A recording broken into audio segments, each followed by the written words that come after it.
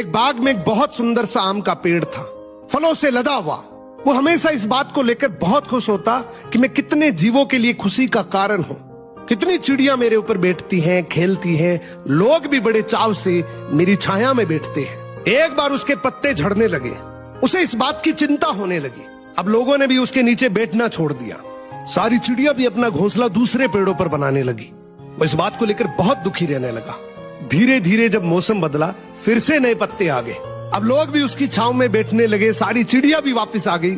इस पेड़ को एक बात समझ आ जाती है, सुख में सब साथ देंगे, लेकिन दुख में कोई आसपास भी दिखाई नहीं देगा।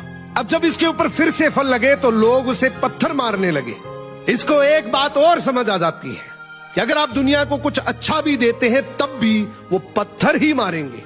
तो जिंदगी में भी अगर आप किसी दुख से गुजर रहे हैं तो चिंता मत करिए, एक बार जब ये मौसम बदलेगा सब सेट हो जाएगा।